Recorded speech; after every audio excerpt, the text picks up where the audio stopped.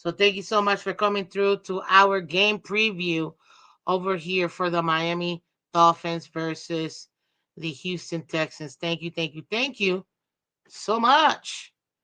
So let's continue, guys, in this puppy real quick. Let's focus on what I always like to focus on more than anything else is our defense versus their offense first, and then what our offense is going to do versus their defense. And take a look at where we get the maximum matchups here for us. So right now, the Houston Texas offense, ladies and gentlemen, ranks 11th when it comes to points scored. I focus over here on points, not yardage, because yards really doesn't mean anything. They don't do nothing. Points win you games, not yards. You can have 1,000 yards and still lose the game. Okay, so we focus on points. That's what we want to focus on. Right now, the Texans are ranked 11th in the league when it comes to scoring points in their offense. They're only one away from top 10, guys. So they're a pretty good offense. That means they're able to put the ball. They're 12th when it comes to turnovers as an offense. Team turnover losses, in case you guys were wondering. They're 12th. That's not bad. That means they don't lose that many turnovers. And when it comes to fumble losses by the team, they're 6th. So as an offense, they're pretty good at not turning the ball over. Now let's take a look at the passing game and the rushing game, ladies and gentlemen. When it comes to the passing game in yardage, they're ranked 17th, but again, we're not focused on that, okay? We're focused on the points, passing touchdowns. Guys, they're ranked 24th. So they're in the middle of the road at 17 in getting the ball downfield and into the red zone, but they're 24th in passing touchdowns. What does that tell you? That when they make it to the red zone, they're handing the ball over more often than not. Proof of that, let's take a look at the rushing numbers. In rushing yards, they're 16th. Again, middle of the road. But in rushing touchdowns, they're 9th. They're top 10 in rushing touchdowns. You see how that works and how that correlates. So they are middle of the road. So they have a well-balanced offense in being able to get the ball downfield through their passing game, and they're able to get the ball downfield through their running game. But at the end of the day, they're punching the ball into the end zone more often than not. Why? Because they don't have the passing offense, realistically speaking. That's when you see them passing the ball to Tank Dell and passing the ball to Nico Collins. Oh, Lord. But when they get to that red zone, it's Joe Mixon and nobody else. They still got Damian Pierce, so you know he's gonna be cooking. We're not too. Oh, where is the screen? There you go. Ooh, I can see. They're not too off-putting here. Let's bring that puppy down.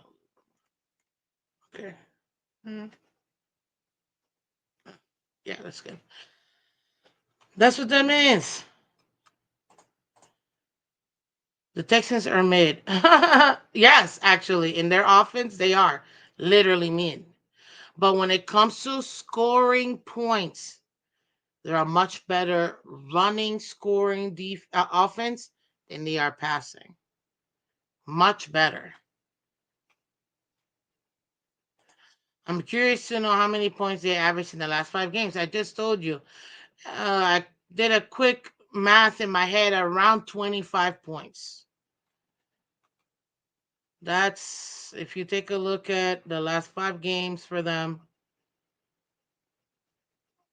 around 25 points. If you want to get technical, I can pull out the fancy schmancy calculator. I see. 23 plus 27 plus 34 plus 23 plus 13 divided by 5. You know, it feels so good when I'm so right. It averages out to 24 points a game in the last five. I said 24, 25. So, hey, noggin, baby. I'm loving that. That's what they have been averaging on offense in the last five games. And before you ask me, how much did their defense give up? Let me check. 20, 32, 10,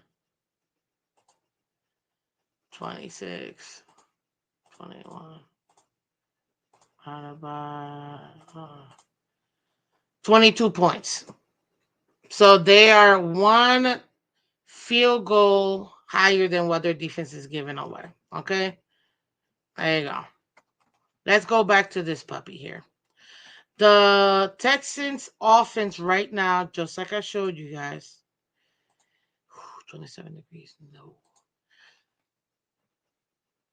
They're ninth in rushing touchdowns. Joe Mixon, to me, is going to be our biggest problem. Forget CJ Stroud. He's been a little on and off, but it's Joe Mixon, Joe Mixon, Joe Mixon. They're gonna hit up Nico Collins to try to get some chunk yardage and get some first downs, but they're gonna kill the clock with Joe Mixon, and they're gonna go ahead and get the touchdowns and their points through him, ladies and gentlemen. Do not be surprised whatsoever by what the Texans end up doing to us. What up, Michelle? Welcome, welcome, welcome, ma'am. One of our awesome members. Seriously, this right here, the rushing attack, they're top 10. They're ninth in rushing scoring. That's what we have to, that is the biggest matchup our defense is going to have to face versus them. So let's take a look at now what the Miami Dolphins defense and where they're currently ranked, okay? So they are right now, ladies and gentlemen, ranked 14th when it comes to scoring, ladies and gentlemen. The Miami Dolphins defense is above average, above mid, like the upper echelon mid, if you will, or above average, if you want to call it. Listen, every time I say mid, I'm really saying average. I just like saying mid for some reason. Instead of saying middle of the road and whatnot.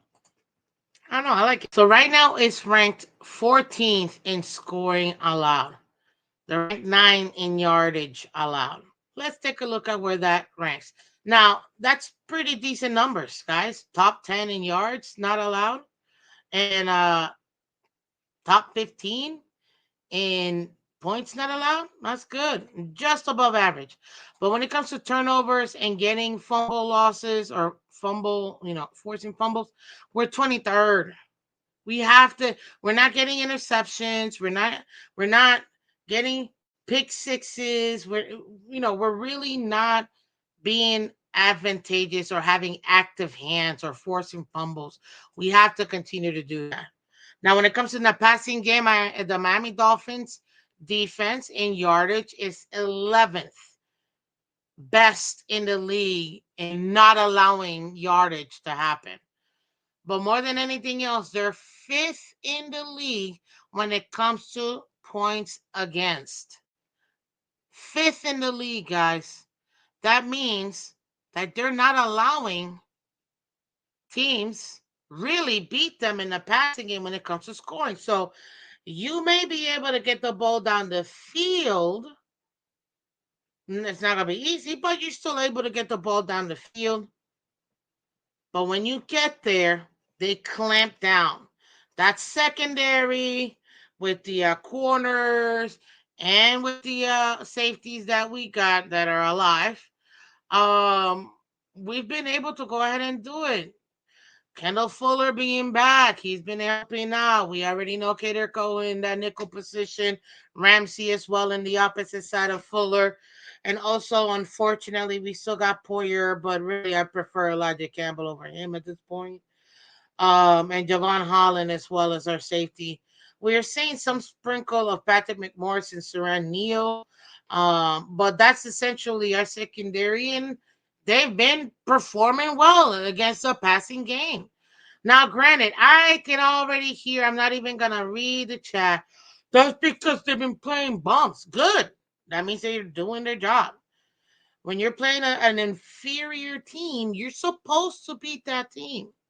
And that's what the Miami Dolphins defense is doing. Right now, they're fifth best in not allowing passing touchdowns.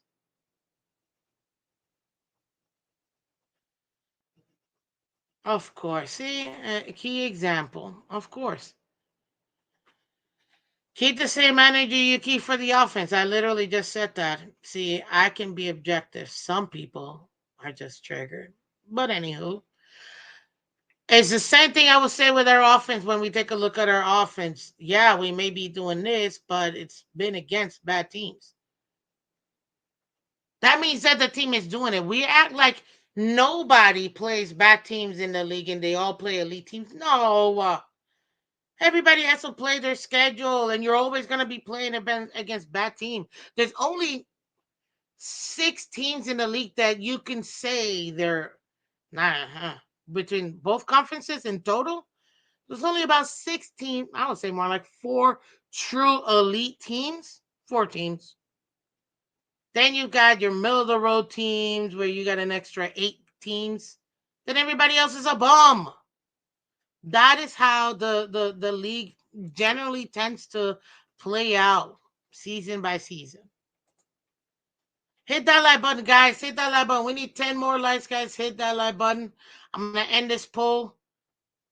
And I ask you guys, who has a better game, Texas defense or Dolphins defense?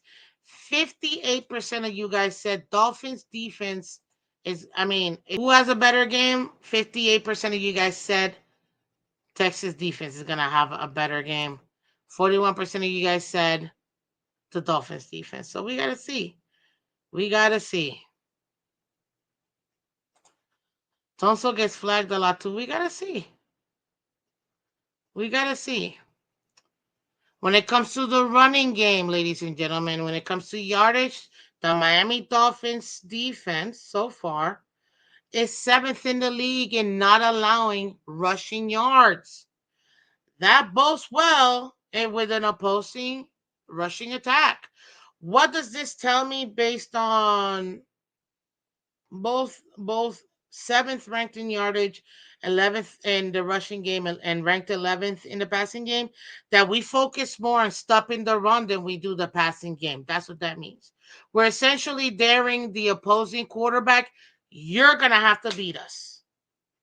We're not just going to let you get out the pocket and gain yardage on us if you're a flexible quarterback, a scrambling quarterback. We reduce the amount of damage those quarterbacks can do. And we focus on stopping the run. That also tells me that our D-line, where you have a Deshaun Hand, a Zach Sealer, a Calais Campbell, Bonita Jones, which I'm so Lord. That's what that tells me, that those guys up in the front, they're pretty good at stopping those runs. That's what that tells me. And we're more focused as a defense in stopping the run, or at least slowing down the run for those teams. When it comes to the passing game, we already talked about it, top 5 in not allowing passing touchdowns once it reaches the red zone.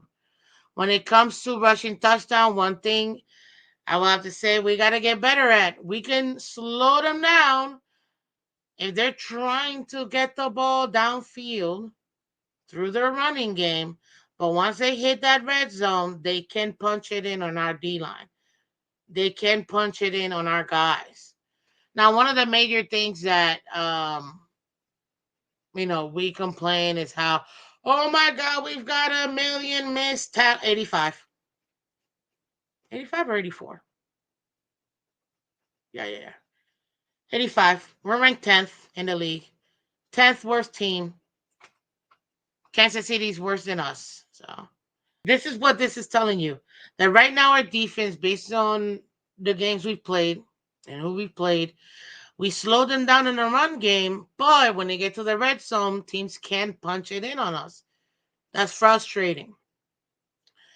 So we clam up in the passing game in the red zone and don't allow passing touchdowns, but we do give up that middle, and more often than not, we get beat in the middle when it comes to the red zone running defense. That's not good. We got to get better at that. So where are the matchups where our defense can take advantage against their offense? I'm gonna show you right now. So if our defense, and I'm only focused on scoring, if we're fifth best in reducing passing touchdown, that should work really well, ladies and gentlemen, versus their passing touchdown. If our guys can have active hands, if we can have Ramsey, if we can have Fuller, Javon Holland, if we can have our linebackers finally tackle a human being, ladies and gentlemen, then we should be super advantageous in this game and cook. Maybe even get a pick or two on CJ Stroud. If we can get Anthony Walker to have those active hands, and Jordan Brooks, who I think has been playing pretty well, that's gonna help us out so much. Emmanuel Akbar, the same thing. But if we can have Akbar help out, we can have Chop Robinson help out with the D line and attacking and putting pressure on to CJ Stroud, that should allow the rest of our secondary guys to clam up. And when they do, we should be able to get some more opportunities with them. That's what this is telling me right now. The Texas passing game, especially in the red zone, guys, they're 24th in scoring, in passing scoring. That's not good. Now we got to worry about our boys in up front with Calais Campbell, Sealer, Benito Jones, Deshaun Hand, because Joe Mixon is gonna get into that end zone, guys. The point is, how much are we gonna let him get into it? Is he only gonna get in once, or are we gonna be able to stop him? If our defense can stop Joe Mixon, because it's gonna be Joe Mixon, he's the number one player we got to worry about more than anybody else. Forget CJ Stroud, forget him. Joe Mixon is the guy you got to worry about, in my opinion. Why? They're ninth in a rushing touchdown category. So our defense should be cooking versus Tank Dell. They should be cooking versus Nico Collins. Like literally, we should be just Now, don't get me wrong, they still got Dalton Schultz, so they still got a pretty decent tight end, and they still got Damian Pierce, so you know he's gonna be able to get some stuff, and Robert Woods too. But realistically speaking, if our D line with Agba and Chop rushing CJ Stroud, it's gonna be hard. They got Laramie, they got a good old line. They got Tunsil, they got Howard, they got Mason, Patterson. If we can go and put that pressure up front and have our linebackers